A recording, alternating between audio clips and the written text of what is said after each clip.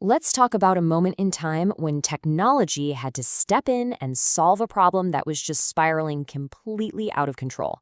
This is the story of the computer that, and I mean this literally, saved air travel from itself. So, to kick things off, let's start with a really simple question that gets right to the heart of the whole problem. Before we had all these sophisticated databases, how did an airline in, say, New York know that an agent over in Chicago had just sold the very last seat on a flight? How did they stop themselves from selling that same seat all over again? And the punchline? Well, the short and often pretty painful answer for travelers was they often didn't. See, overbooking wasn't some clever strategy back then. Nope, it was just what happened when the system got totally and utterly overwhelmed. Welcome to the era of manual madness. Okay, so before we get to the solution, you really have to appreciate the sheer scale of the chaos. We're about to dive into a world made of paper, a time when the idea of real-time information wasn't even a concept for most businesses.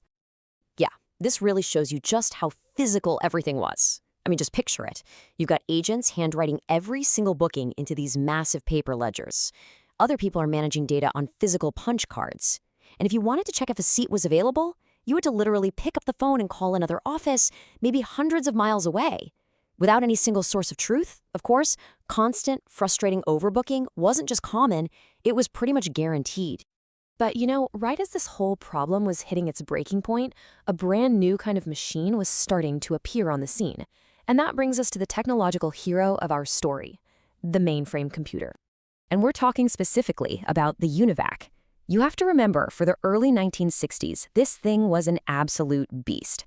It was one of the very first commercial computers that was fast enough and scalable enough to handle the insane volume of data an airline generates.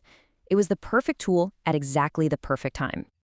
So the UNIVAC was the muscle, the hardware, but it needed a brain, right? It needed the software to actually make it all work. And that revolutionary new system was called USAS. The best way to think about it is like a single shared brain for an entire airline. So what exactly was USAS? Well, it wasn't just a single program. It was a whole suite of applications.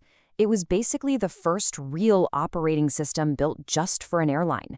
And it created the first true centralized airline database in history. I mean, USASA could do things that would have sounded like pure science fiction just a few years before. We're talking real-time reservations and ticketing, managing incredibly complex flight schedules. And here's the biggest part. It connected terminals across different cities and airports. Any agent, anywhere, could see the exact same information at the exact same time. It was a total game changer. And this slide just lays it out so perfectly. Look at the difference. The industry went from waiting all night for batch updates to getting that information instantly. It went from all these separate, messy data silos to one single central database. This shift from manual coordination to an automated system, this wasn't just an improvement. It was a complete transformation. Okay, so this incredible new technology exists, but what did that actually mean for the airlines? And more importantly, what did it mean for passengers? This is where we see that huge shift from total chaos to actual coordination. The impact was, well, it was huge and it was immediate. Overbooking, it just plummeted. Airport check-ins got way faster. But look at the other stuff here. This is where it gets really interesting strategically. This centralized data is what made frequent flyer programs possible.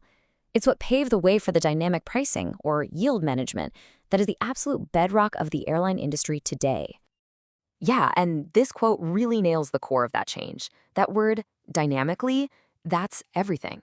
Airlines were no longer just reacting to information that was hours or even days old. For the first time, they could actively manage their business in the moment, based on live data. Now, of course, USAS itself was eventually replaced by newer systems, but you really can't overstate its influence. It basically wrote the blueprint for every single airline reservation system that came after it.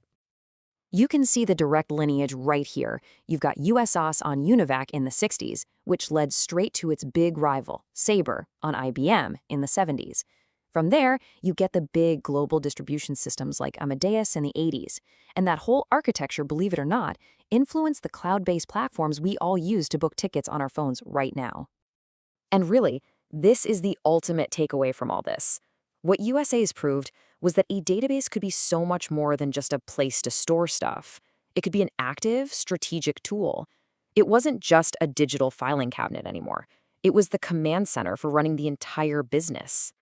Which leaves us with a really fascinating question, right? USAS was this incredible revolution in creating a single source of truth, one set of facts for everyone. But what happened when its famous rival, Sabre, decided to take the next big step? To use all that data not just to report what happened, but to predict what was going to happen next. Well, that's where the story of computing and air travel gets even more interesting.